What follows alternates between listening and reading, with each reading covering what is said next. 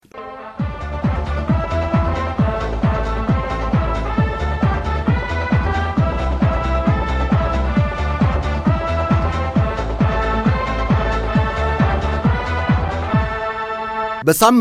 የአሜሪካው ፕሬዝዳንት የዶናልድ ትራምፕ የኤዥያ ጉብኝት ትኩረት ስቦ የቆየ ጉዳይ ነበር። ፕሬዝዳንቱ በ6 ቀናት የእስያ ሀገራት ጉብኝታቸው በኢንዶኔዥያ የተካሄደውን የአሲያን ሰሚት ወይም የደቡብ ምስራቅ ኤዥያ ሀገራት ጉባኤ ላይ ድንገት ተከስተዋል። ቀጠሉና በደቡብ ኮሪያ የተካሄደውን የኤስያ ፓሲፊክ ሀገራት የኢኮኖሚ ፎረም አፔክ ላይ እንዲሁ ድንገት ብቅ ብለዋል። ፕሬዝዳንቱ ከዓለም አቀፍ የንግድ ዋነኛ ተቀናቃኛቸው የቻይናው ፕሬዝዳንት ሺ ጂንፒንግ ጋርም ተገናኝተው ለሁለቱም ሀገሮች የሚጠቅም የንግድ ድርድርና ስምምነት አስረው ተመልሰዋል። ፕሬዝዳንቱ በመላው ዓለም በወጪ ምርቶች ንግድ ላይ በጣሉት ከባድ ታሪፍ ምክንያት ከኤስያ ሀገራት ጋር የንግድ ውዝግብ ውስጥ ገብተው ባሉበት ሁኔታ በየጉባኤያቸውና ፎረሞቻቸው ላይ ተገኝተው የንግድ ድርድር ለማድረግና አዋጭ ስምምነት ላይ ለመድረስ የፈለጉ ይመስላል። ከጃፓን፣ ከደቡብ ኮሪያ፣ ከማሌዚያና ከቻይና ጋር በጣሉት ከባድ ታሪፍ ዙሪያ ድርድር በማድረግ የታሪፍ ቀረጡን ዝቅ ለማድረግ ተስማምተዋል። ፕሬዝዳንት ዶናልድ ትራምፕ የጦር መሳሪያ ጦርነት ግድ ካልሆነባቸው በስተቀር አይወዱም፣ የንግድ ጦርነት ይመርጣሉ ይባላል። ከጆ ባይደን በፊት በነበረው አስተዳደራቸውም በመላው ዓለም በቅጽበት ጦርነት የቀነሰበት 4 ዓመታት እንደነበሩ ታዛቢዎች ይመሰክራሉ። እንደ ጆ ባይደን አስተዳደር ትራምፕ በሀገሮች ጉዳይ ጣልቃ በመግባት አንጃውንም መራሄ መንግሥቱንም በመደገፍ የመሳሪያ ሽያጭና ሀገራትን በጦርነት በማዳከም አስገድዶ ፖሊሲ የመጫን ስትራቴጂን ወይም ስልትን አይከተሉም ይባልላቸዋል። በቀጠናዊ ከባቢያዊ ጸጋዎችና ሀብቶች ላይ ያተኩራሉ። ከዚያም አልፎ በንግድ ወይም በገበያ ውድድርና ግድድር አሸናፊ ለመውጣትና የተሻለ ስምምነት ለማሰር አሁን በአዲሱ አስተዳደራቸውም እየታተሩ መሆኑን በመላው ዓለም ወደ አሜሪካ በሚገቡ ምርቶች ላይ የጣሉትን ታሪፍና ሌሎች የኢኮኖሚና የንግድ እርምጃዎችን በማንሳት ያጠይቃሉ። የሆነ ሆኖ ትራምፕ የጣሉት ታሪፍ አትራፊም ይሁን አክሳሪ ገና ወደፊት የሚታወቅ ነው ይባላል። ከቻይና ጋር ጭምር የንግድ ድርድርና ስምምነት ለማሰር ወደ ኤዥያ ሀገራት ማቅናታቸውም የዚሁ እርግጠኛ ያለመሆን ውጤት መሆኑን የሚናገሩ ተንታኞች አሉ። ጤና ይስጥልኝ። ከፋና ሚዲያ ኮርፖሬሽን ሳምንታዊ የዳሳ ዝግጅታችን በዚሁ ጉዳይ ላይ ያጠነጥናል። አዘጋጅና አቅራቢ ሳሙኤል እንዳለ ነኝ። አብራችሁን ቆዩ።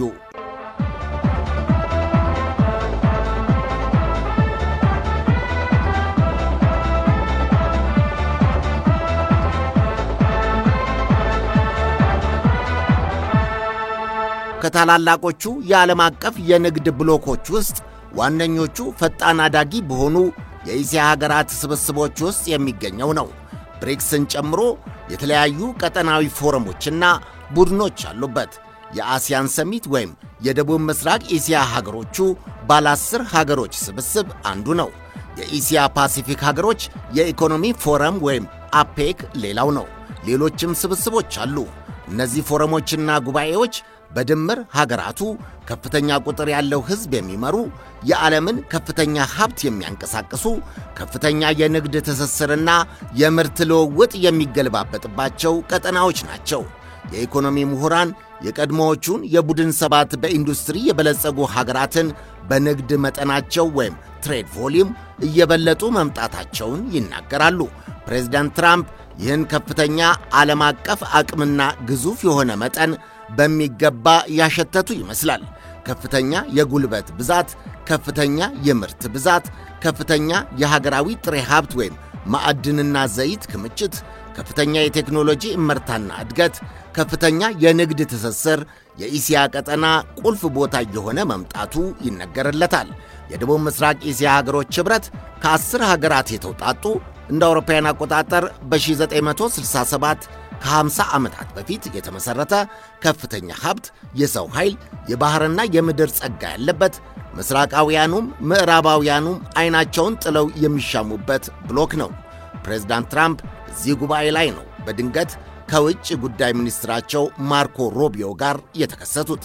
በአሁኑ በማሌዥያ የተካሄደው የደቡብ ምስራቅ እስያ ሀገሮቹ ጉባኤ ፕሬዝዳንት ትራምፕ በጣሉት ዓለም ወረር የንግድ ታሪፍና ቀረጥ ቅሬታና የጎሸ ስሜት ላይ ሆኖ የተካሄደ ነበር። በኢሲያ ለአንድ ሳምንት ጉብኝት ለማድረግ አቅደው የተነሱት ፕሬዝዳንት ትራምፕ የመጀመሪያ መዳረሻቸው የኳላላምፑሩ የአሲያን ሰሚት ወይም የደቡብ ምስራቅ እስያ ጉባኤ ላይ መገኘት ሆኗል። ተንታኞች በሁለት መንገድ ተመልክተውታል።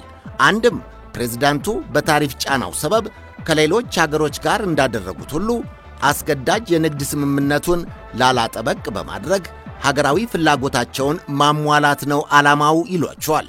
የእስያን ሀገሮቹ ጉባኤም በትራምፕ ታሪፍ ተቃውሞ በአንድ ላይ ሊወስኑ የሚችሉት ጉዳይ ደግሞ ገና አይታወቅም። በገቢ ወጪ ንግድ ታሪፍ ጠበቅ ላላ የንግድ ታክቲኩ ሀገሮቹን ለማለዘብ ነው ጉብኝቱ የተሰናዳው ተብሏል። አሜሪካንን አግልለው በንግድና ኢንቨስትመንት ትብብሩ ከተባበሩ አደጋ አለዋ ለሁለቱም ወገኖች። የአብዛኞቹ የደቡብ ምስራቅ እስያ ሀገሮች ብሎክ ኢኮኖሚያቸው በውጭ ንግድ ላይ የተመሠረተና ከፍተኛ ገበያቸው የሆነችው ደግሞ አሜሪካ ራሷ ናት። ይህንኑ የመደራደሪያ ጉልበት ወይም ሌቨሬጅ በመጠቀም ፕሬዝዳንቱ የተሻለ የንግድ ስምምነት ለማሰር ሊጠቀሙበት ይችላሉ ነው አንዱ ትንታኔ።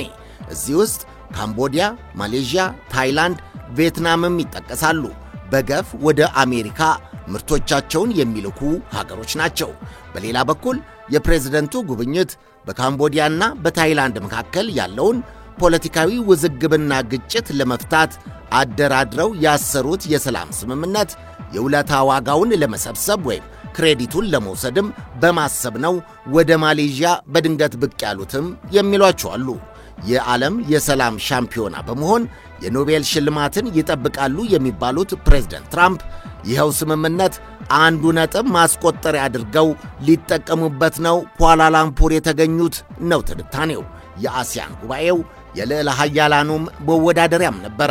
በዚህ ዓመቱ ጉባኤ ከፕሬዝዳንት ትራምፕ ሌላ የቻይና መሪዎች፣ የአውሮፓ ካውንስል ባለሥልጣናት፣ የካናዳ፣ የብራዚልና የደቡብ አፍሪካ መሪዎችም ተካፍለውበታል። ይኸው ጉዳይ ታዛቢዎች የጉባኤውን የአባል ሀገራቱን አስፈላጊነት፣ መወዳደሪያነት ያሳያል እያሉ ነው። በእስያ ሀገሮቹ ጉባኤ አንዱ ሀገር በሌላው የፖለቲካ ጉዳይ ጣልቃ ያለመግባት መርህ በመከተላቸው ምክንያት በማይናማርና በአንዳንድ አካባቢዎች ግጭት ለማስቆም ያልቻለ ቢሆንም ግጭቱም እያለ ኢኮኖሚያዊ እድገትን ለማስመዝገብ ግን በተቀረጸው የንግድ ትብብር ኢኒሼቲቭ ወይም ስርዓት ምክንያት ብሎኩ ከፍተኛ ውጤት በየሀገሮቹ ማስመዝገቡ ይታወቃል። ብሔራዊ ጸጋቸው ደግሞ ተዝቆ የሚያልቅ አይደለም፣ ከውቅያኖሱም ከምድሩም። ወዲያው ፕሬዝዳንት ትራምፕና ውጭ ጉዳይ ሚኒስትር ሩቢዮ ከማሌዥያ ወደ ጃፓን እንደበረሩ በአሲያን ጉባኤው የተገኙት የቻይና፣ የጃፓን፣ የደቡብ ኮሪያና የብራዚል ከፍተኛ አመራሮች ወዲያው ተተክተዋል። የቻይናው ጠቅላይ ሚኒስትር ሊ ኪያንግ እንዳሉት ሁሉም ወገኖች ነፃ የንግድ ዝውውር ዓለም አቀፍ ቋሚ ሕጉን እንዲያከብሩና የንግድ መከላከል ወይም ጥበቃን ፕሮቴክሽኒዝም ይሉታል እንዲቃወሙ ጥሪ አቅርበዋል። ታዛቢዎች ፕሮቴክሽኒዝም ቻይና የትራምፕን የታሪፍ ቀረጥ የምትጠራበት ሌላ ስሙ ነው ይሉታል። ጠቅላይ ሚኒስትር ኪያንግ እንዳሉት በቀጠናው ጥሩ የንግድ ትስስርና የጋራ የንግድ ጠንካራ ግንኙነት ከመፍጠር ባሻገር የቀጠናውን ሰላም ማስጠበቅም አስፈላጊ ነው። ለጥሩ የንግድ ግንኙነት ሰላም ዋና መሠረት ስለሆነ ብለዋል።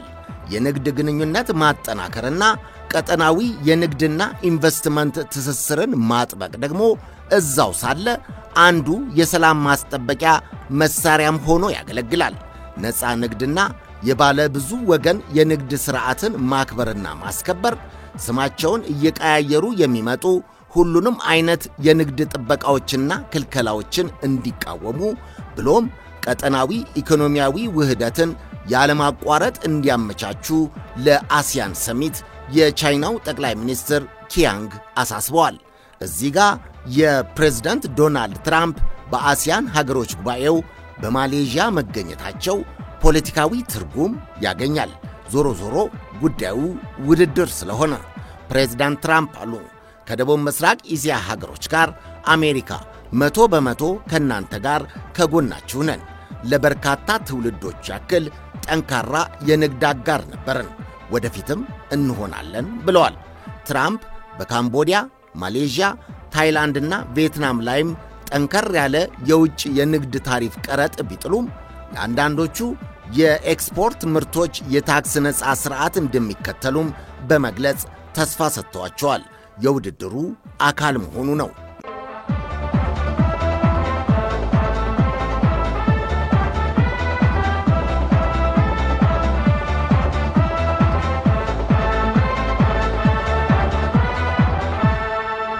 የፖለቲካ ልዩነት ያላቸውና ከምዕራባውያኑ ጎራ ናቸው የሚባሉት ጃፓንና ደቡብ ኮሪያን ጨምሮ በዚህ በአሲያን ሀገሮች የንግድ ትስስር ውስጥ ያልገባና ያልሰጠመ የለም። የፕሬዝደንት ትራምፕ የኤዥያ ሀገራት ጉብኝትም ከዚህ ስጋት የመነጨ እንደሚሆን ይገመታል። አሜሪካና ደቡብ ኮሪያ ፕሬዝደንቶቻቸው ከተወያዩ በኋላ ሰፋ ያለ የንግድ ስምምነት ማሰራቸው ተናግሯል። ፕሬዝዳንት ትራምፕ በደቡብ ኮሪያ ላይ ጥለውት የነበረውን የውጭ ምርቶች የ25 በመቶ ታሪፍ ወደ 15 በመቶ ዝቅ አድርገዋል። በዚህ ልዋጭ ደግሞ ደቡብ ኮሪያ በአሜሪካ ውስጥ የ350 ቢሊዮን ዶላር ኢንቨስትመንት እንድትፈጽም አድርገዋል። ይህም የ200 ቢሊዮን ዶላር ኢንቨስትመንት በካሽ ወይም በገንዘብ ሲሆን የ150 ቢሊዮን ዶላር ኢንቨስትመንት ደግሞ ደቡብ ኮሪያውያኑ እጅግ የሰለጠኑበትና የተራቀቁበትን በመርከብ ግንባታ ላይ የሚውል ነው። ከዚህ ሌላ ከአሜሪካ የ100 ቢሊዮን ዶላር ፈሳሽ ጋዝ ግዥም ትፈጽማለች ደቡብ ኮሪያ።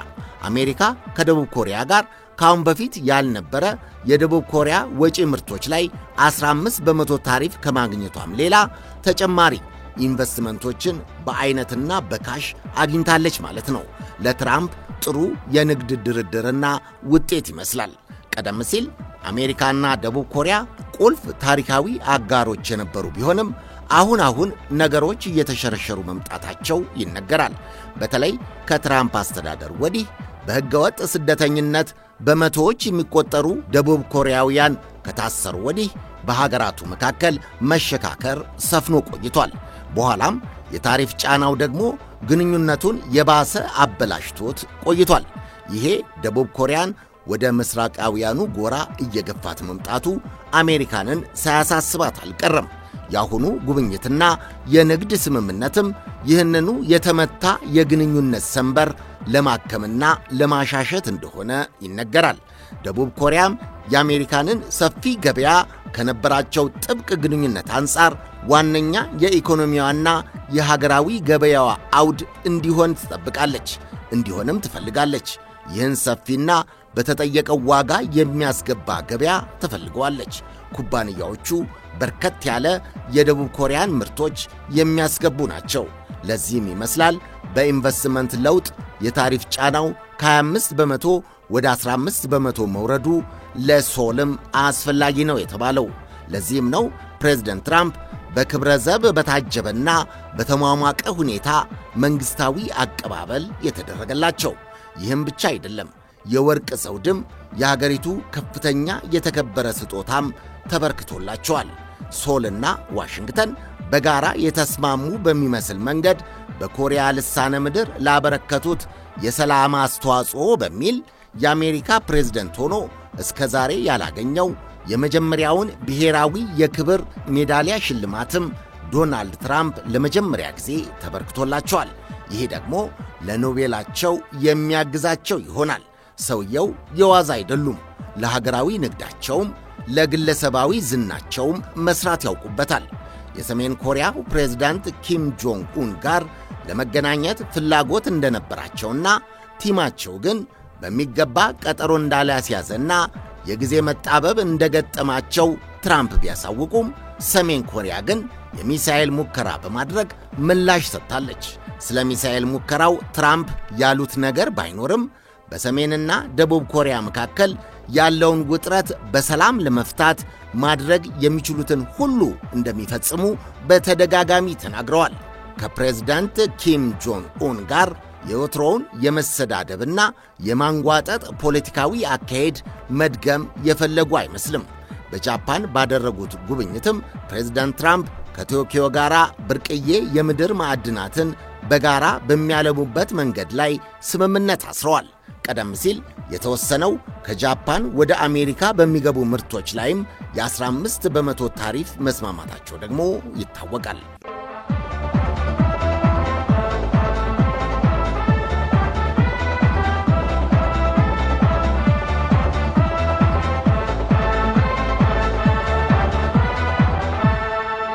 ፕሬዝዳንት ዶናልድ ትራምፕ በርካታ የተሳኩ ስምምነቶችን በተለይም የብርቅዬ የምድር ማዕድናት ስምምነቶችን ከጃፓን፣ ማሌዥያ፣ ታይላንድ፣ ቪየትናምና ካምቦዲያ ጋር በመጠንና በአይነት የተለያዩ ማዕድናት ላይ ስምምነት አስረዋል።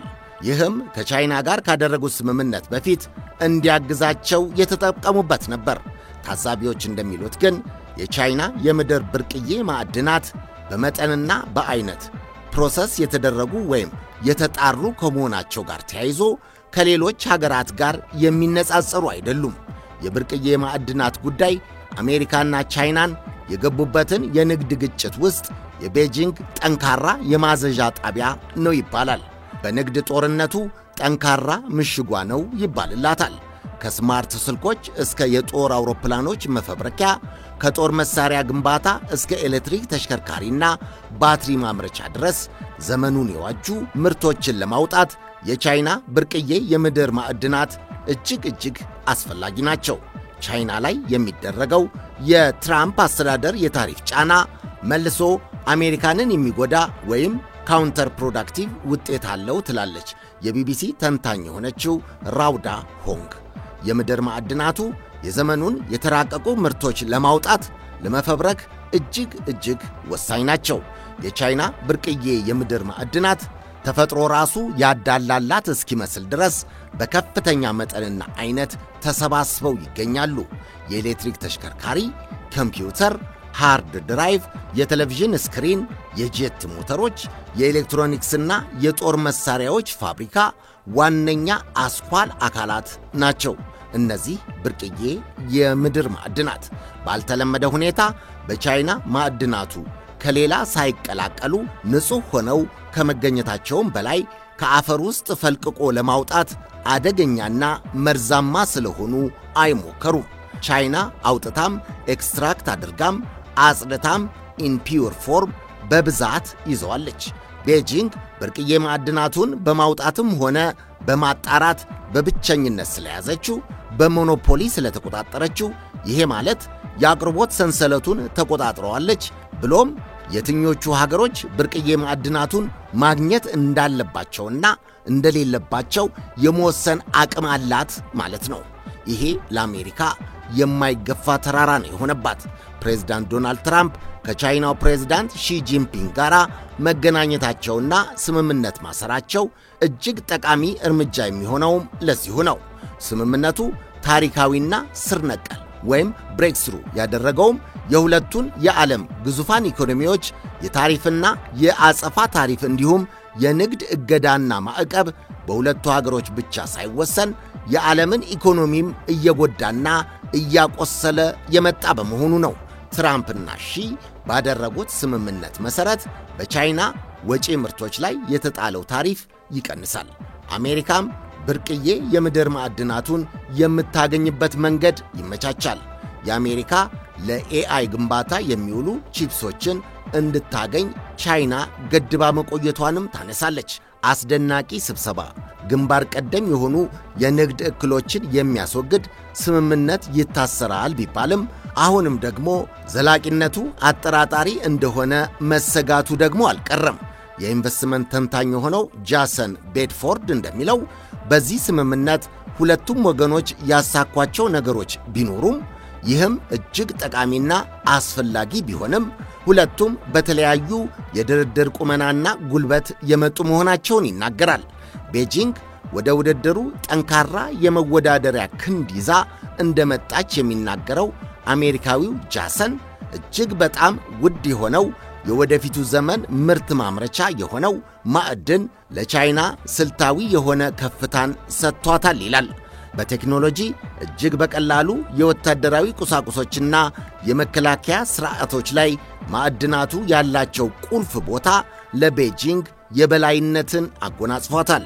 ቻይና በብርቅዬ ማዕድናቱ ላይ የወሰደችው የውጭ ንግድ እገዳ አሜሪካ ዋነኛ ቅድሚያ የሰጠችው እና ልትፈታም የምትፈልገው ጉዳይ ሳይሆን አይቀርም ይላል። የአሜሪካ የታሪፍ ጫናም ለንጽጽሩ እንጂ በቻይና ላኪ ኩባንያዎች ላይ ከፍተኛ ኪሳራ የጋረጠ እንደነበር እሙን ነው። ስለዚህ ሁለቱም በጉዳት መነካካታቸው ለወደፊቱ ሁለቱም የበለጠ ከእርምጃ በፊት እንዲያስቡበትና እንዲተሳሰቡ ጥቅሞቻቸውን በማቻቻል ከዜሮ ድምር ስሌት ከሆነው ከመጎዳዳት የንግድ ስልት እንዲታቀቡ ያደርጋቸዋል ብሏል። በአሁኑ ለአንድ ሰዓት ከ50 ደቂቃ የፈጀ የፕሬዝዳንት ሺና የፕሬዝዳንት ትራምፕ ድርድርና ስምምነት ለአንድ ዓመት አሜሪካ በቻይና ወጪ ምርቶች ላይ የጣለችውን የታሪፍ ማዕቀብ ታቆማለች። በምላሹ ቻይና በወጪ ምርቶቿ ላይ በተለይም በምድር ማዕድኗ ላይ የጣለችውን እገዳ ታነሳለች። አሜሪካ በቻይና የባህር የሎጂስቲክስና የመርከብ ግንባታ ኢንዱስትሪ ላይ የምትወስደውን እርምጃ ለአንድ ዓመት ታቋርጣለች። ቻይናም በአሜሪካ ላይ የምትወስደውን የመከላከያ መሳሪያዎች ግንባታ ቁሳቁሶች እገዳ ለተመሳሳይ ጊዜ ታቆማለች ማለት ነው። የቻይና የንግድ ሚኒስቴር እንዳለው ደግሞ እነዚህን ስምምነቶች ውጤታማ በሆነ መንገድ ተግባራዊ ለማድረግ ከዋሽንግተን ጋር በመናበብ ለመስራት እኛ ዝግጁ ነን ብሏል። በኦክስፎርድ ዩኒቨርሲቲ የኢኮኖሚክስ ኃላፊ የሆኑት ሉዊስ ሎ እንዳሉት ደግሞ የዛሬው የዋሽንግተንና የቤጂንግ የንግድ ውይይትና ስምምነት በሁለቱ ልዕለ ኃያላን መካከል የነበረውን መዋቅራዊ የፖለቲካና የኢኮኖሚ ያነከሰ ግንኙነት ለመጠገን ወሳኝ ምዕራፍ ነው ብለዋል። ሴትየዋ እንዳሉት ግን አራቱ ቲዎች የታይዋን ሁኔታ፣ የትራንስፖርት ወይም የማጓጓዣዎች ሁኔታ፣ የቲክቶክ ሁኔታ፣ የቴክኖሎጂ ሁኔታ አሁንም ያልተፈቱና ትኩረት የሚሹ ጉዳዮች ናቸው ብለዋል። የንግድ ስምምነቱንም በትንሹ ለማፍረስ የተቀባበሉ ፈንጂዎች ስለሆኑ በቀላሉ ሁለቱ መሪዎች እንደገና ተነጋግረው ሊፈቷቸው ይገባል ባይ ናቸው። የኢኮኖሚክስ ፕሮፌሰሯ ሉዊስ ሎ እንዳሉት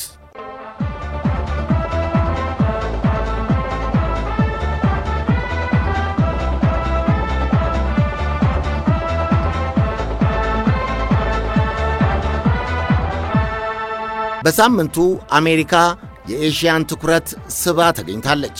የፕሬዝዳንት ትራምፕ የሳምንት ጉብኝትም በማሌዥያ የአሲያን ሰሚት ጀምሮ እስከ ቻይናው ፕሬዝዳንት ሺጂንፒንግ ድረስ ውይይት በማድረግና ስምምነት በማሰር የተጠናቀቀ ነው። ዋነኛው አንኳሩ የተገኘው ድል የዓለም ኢኮኖሚንም የሚነካው የሁለቱ የንግድ ተገዳዳሪዎች የቻይናና የአሜሪካ ስምምነት ነው ተብሏል። ከተሳካና ዘላቂ ከሆነ ለሁለቱ ሀገሮች ብቻ ሳይሆን ለዓለም ኢኮኖሚም የሚያበረክተው ሚና በቀላሉ የሚታይ አይደለም። ግና በቀላሉ ደግሞ ተሰባሪ ወይም ፍራጃይል ነው የሚሉ በጸለምተኝነት ሳይሆን በስጋት የሚያነሱ ተንታኞች አሉ። የሆነ ሆኖ የኤዥያ ቀጠና ጠንካራ የዓለምን ኢኮኖሚ የመወሰን አቅም ያላቸው ስብስቦች ያሉበት እንደሆነ አረጋግጦ ያለፈ ሁነት ነበር። በውድድርም በትብብርም በጤናማ ፉክክርም በጤናማ የጋራ ጥቅም በማረጋገጥም ልዕለ ኃያላኑ ከተስማሙ ውጤቱ ለየሀገሮቻቸው ብቻ ሳይሆን ለዓለም ኢኮኖሚም የሚበጅ ነው።